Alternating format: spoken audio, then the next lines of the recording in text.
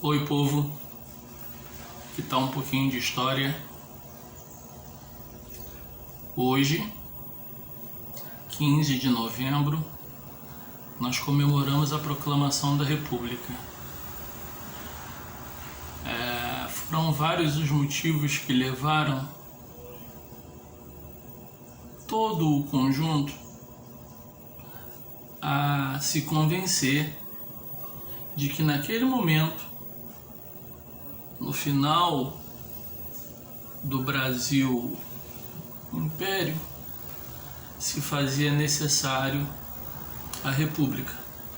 Nós vamos falar um pouquinho sobre cada uma dessas questões e depois nós vamos ver que algumas, vamos dizer assim, causas levaram anos mais tarde a um outro movimento cívico-militar. Esse é mais um que tá um pouquinho de história. As manifestações a respeito de um Brasil republicano começa a ganhar força depois da Guerra do Paraguai, quando as promessas feitas não são necessariamente cumpridas. Quando o desejo de regularizar a situação, principalmente dos negros, levou o Império a prometer coisas aos militares, e aqueles negros livres que faziam parte não do alto escalão dos militares, a terem alguns privilégios, vamos dizer assim, somado ao movimento abolicionista já forte e com grande pressão da Inglaterra.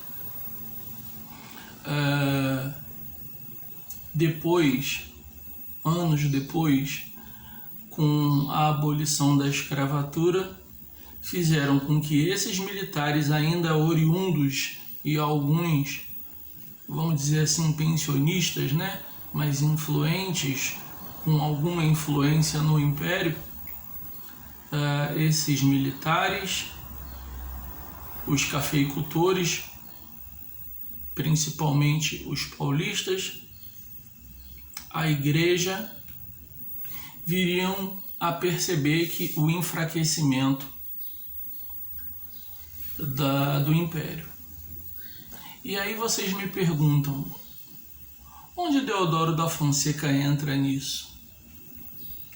É importante dizer que Deodoro da Fonseca, a princípio, ele se recusa a fazer parte do movimento por ser monarquista e amigo pessoal de Dom Pedro II.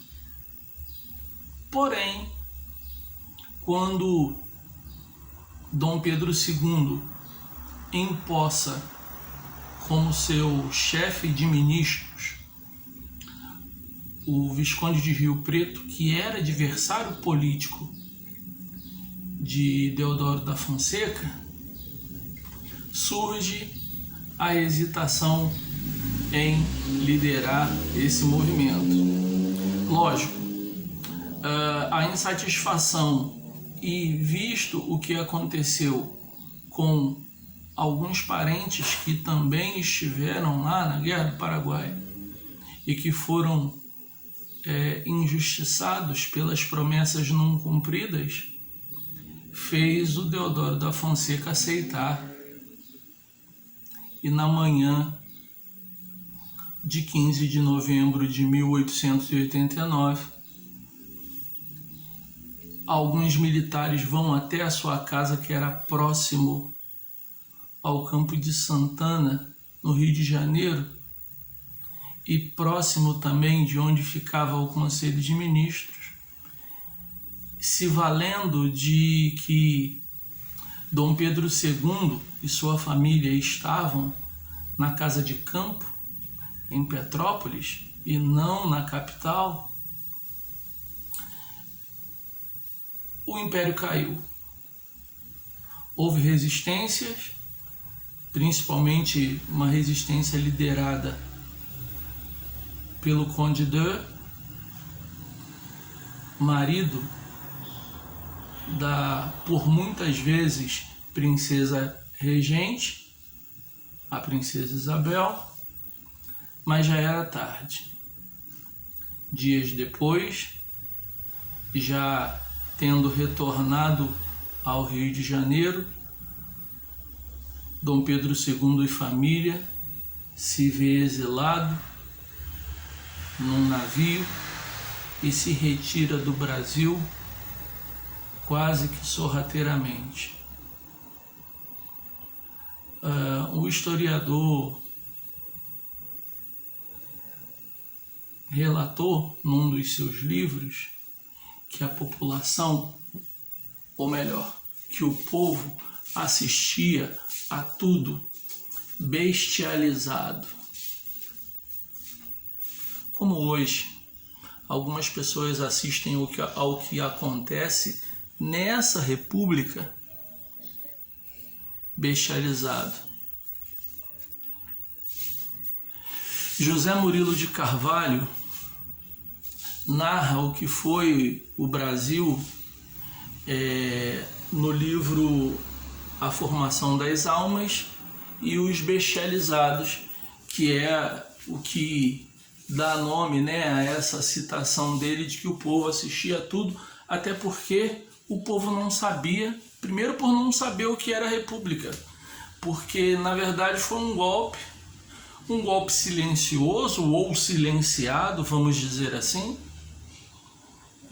Os meus colegas e aqueles que, se por acaso divergirem, também pode colocar os seus comentários lá, porque aprenderemos juntos e compartilharemos juntos de informações. Mas o que se sucede é isso. E aí, dias depois, Dom Pedro II embarca para a França, levando embora todo o sentimento imperial e saudade de parte do povo, principalmente no Rio de Janeiro, onde ele, apesar do forte movimento abolicionista no eixo Rio-São Paulo, fazia com que Dom Pedro fosse uma figura para uns caricata e para outros caricata e adorável. E hoje nós temos aí já alguns anos de república, e num próximo capítulo nós vamos retomar um outro movimento surgindo, também formado por uma sociedade, podemos dizer assim, oligárquica, que com a igreja e com o apoio dos militares inicia um outro movimento muito importante para a história do Brasil. Para alguns, um período doído e sofrido, e para outros, um mal necessário. Hoje, 15 de novembro, dia da proclamação da República, nós ficamos por aqui, mas sem antes mostrar à população a importância da República e da democracia. Para quem ainda não votou, corre, mas vote com consciência, porque aquilo que você digita lá naquela máquina e aperta o verde, não tem volta. São 4 anos.